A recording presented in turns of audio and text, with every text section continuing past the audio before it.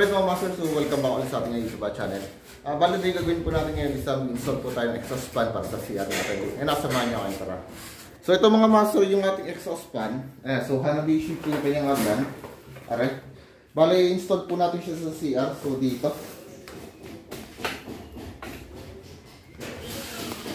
So dito po yung kanyang installation. Bali dito guys sa ating CR isa may dalawa tayong ilaw. Okay, so yung ilaw natin isa rito ito yung para sa paliguan natin. And then itong isang ilaw natin ito yung para sa bowl natin. Ayan. Then nasa gitna natin mga master, isa nandiyan po yung ating exhaust fan. Para once naliligo rito, isa para ma-release yung init. Kasi meron itong shower heater eh. So dito natin siya ilalagay sa mismong gitna na. Okay. Bali yung control dito mga master, so buhayin ko. Control siya ng isang single switch. And then itong isa, control din siya ng ilaw. Pero itong linya na to na isang ilaw, once na binuhay natin, isasabay na rin po yung control ng ating exhaust fan. Okay. So ang gagawin natin ito mga master, bali gagamit po tayo rito ng air duct. Ayan. So yung flexible natin. So ito yung ay nababanat ng mahaba. Then, so ito. Ayan mga master.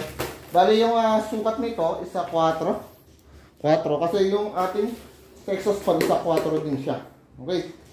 So ayan. Bali meron siyang plug. Bali, puputulin ko na lang itong wire natin kasi ito ay nakarekta po sa mismong natin, linya. Okay. Then, yung ating cowling mga master. Ayan. So, para hindi siya mabasa ng ulan, bali, nakaganto siya. Hindi siya nakaganto. Ganyan. Para yung ampias ng tubig natin, pag dumali sa ating walling, so, pababa lang po siya. Hindi siya papasok sa loob. At isa pa yung cowling naman natin, at isa pa yung ating flexible naman, isa palusong. So, hindi papasok yung tubig pa loob ng bahay natin. Okay. So, tanggalin ko muna yung cover natin. Okay. So, Hanabishi. Kasi itutornilyo natin siya ron sa mismong natin. Kisame. So, lang siya. Ayan. Hinihila lang yan. So, may spring yan dito. Ayan. So, tanggalin na. Bale, ito yung kanyang labasan. Ayan. So, wala pala tayong lock dito. Ayan.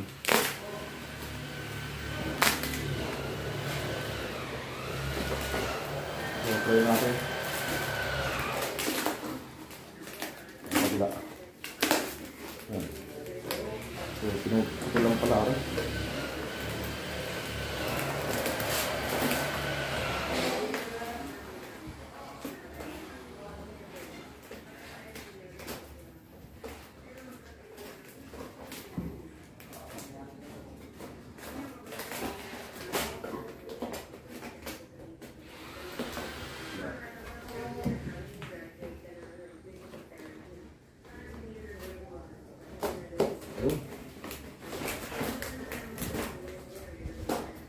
So, may pasok natin. Bali, wala tayong pang-lock dito. So, kawarin ko na lang.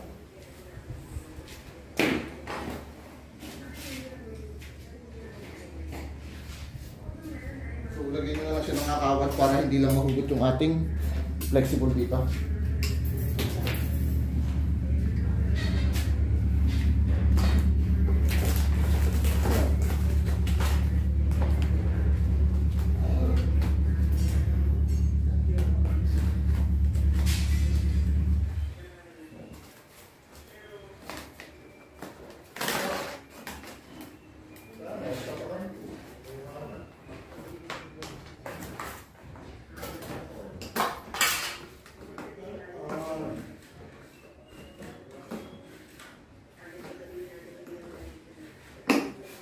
Kailangan matibay, hindi siya mahugot. Okay.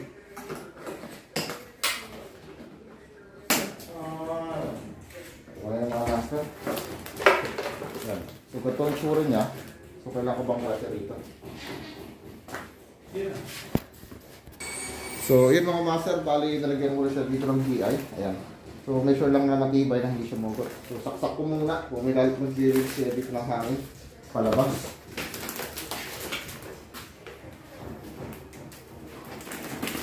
Okay, so malakas naman yung hangin niya. Yan. Okay. So install na natin sa taas dito. So ulit tayo.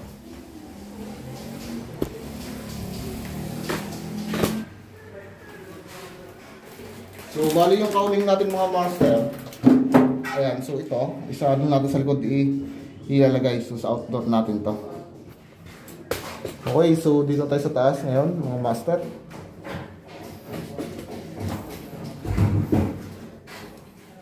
Bali, kailangan itap ko muna yung ating linya. So wala na power supply yan. Wala ko na. Yan.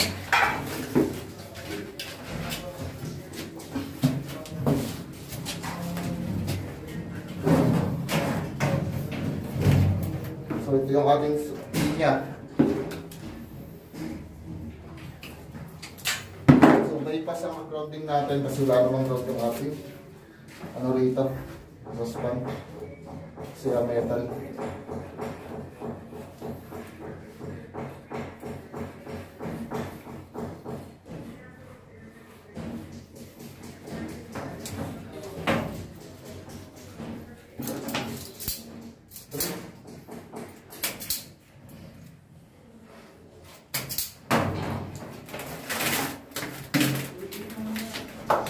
Okay.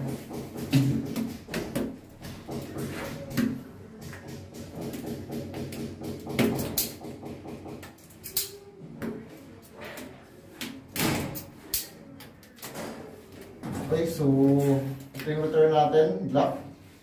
So brown.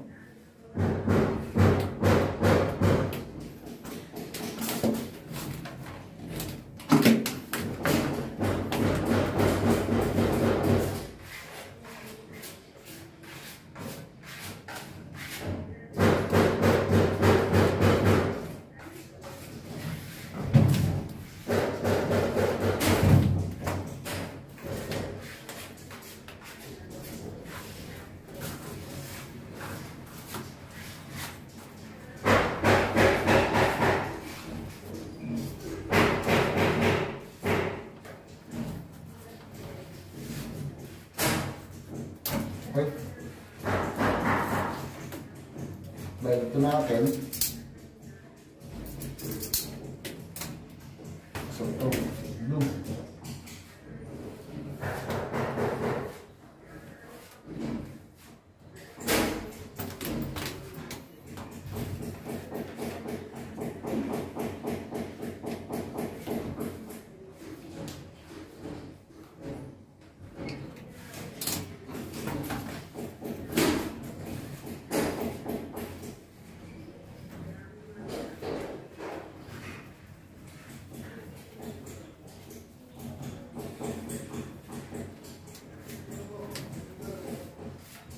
Okay.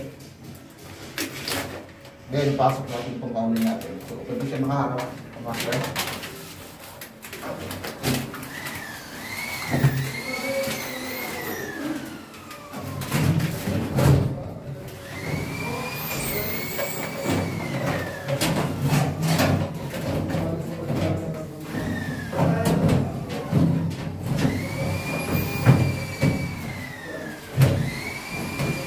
Okay.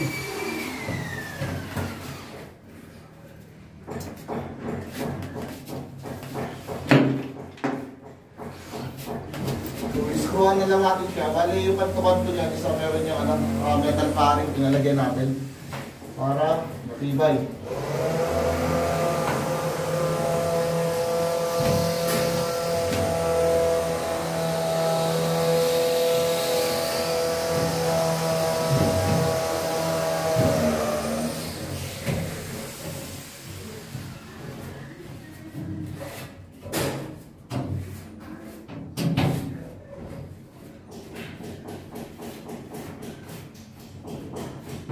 Yan, naisip na. So, apat ilalagay natin. So, makatabi. So, sipan.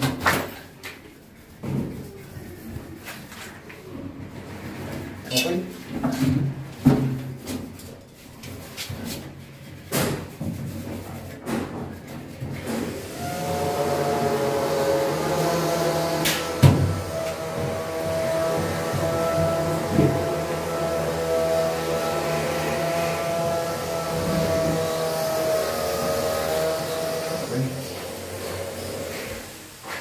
So, black screw na uno media yung ginamit natin, so mahaba.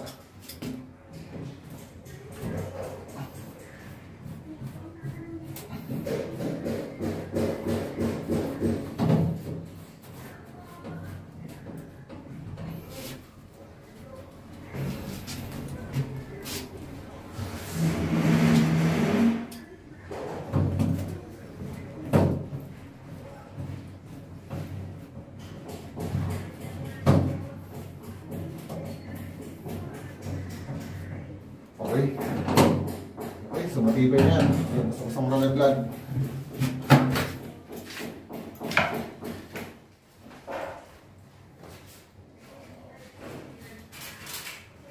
Then, nakikabit na natin yung mismong cover niya. Ayan.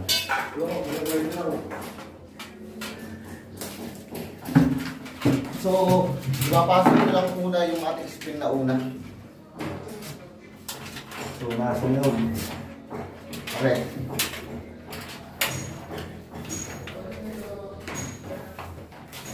So, sabay niyo ipapasok. Tapos ka na?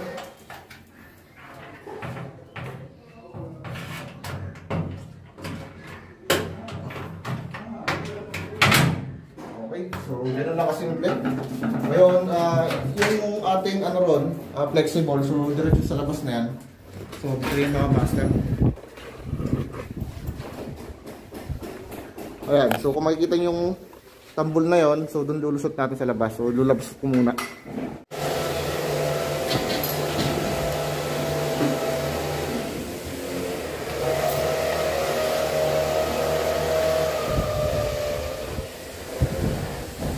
Kapot!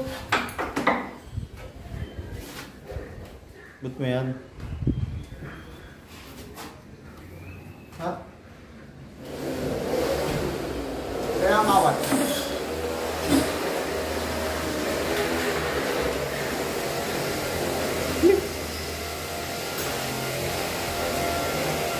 Radyo. Dito sa loob.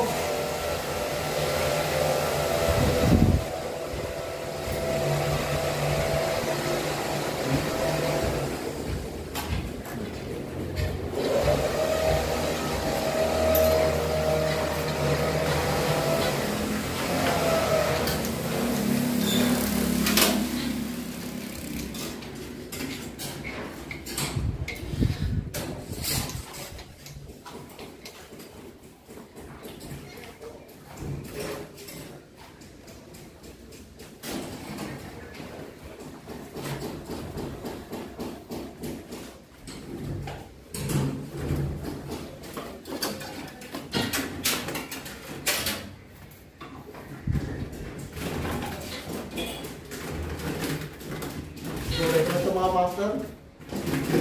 Ayan. So, dahil sa labas na siya. Ngayon, isasimentoin na natin yan para ma-delete na natin yung ating cowling. Okay? So, ito naman yung didikit natin sa likuran mga master. So, itong cowling na to.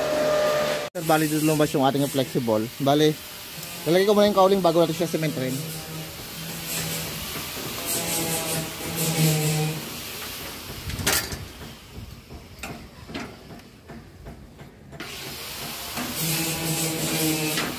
So, bigyan ko muna tungtungan, medyo mahirap.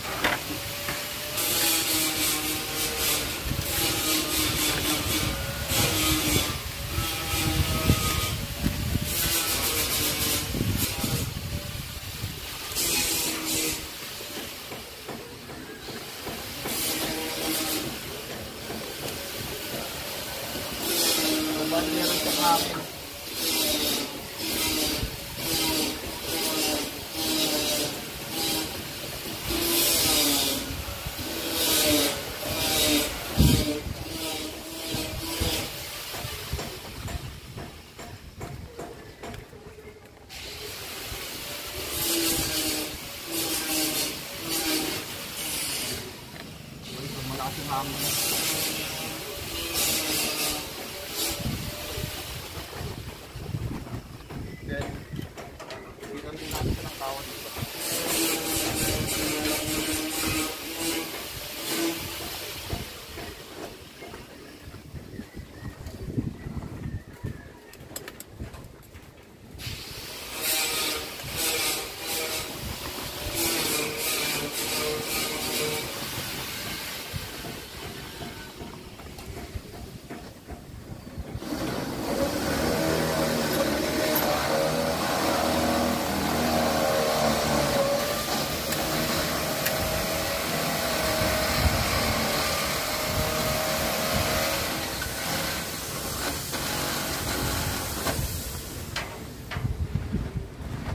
bali ganyan siya guys. Gusto natin.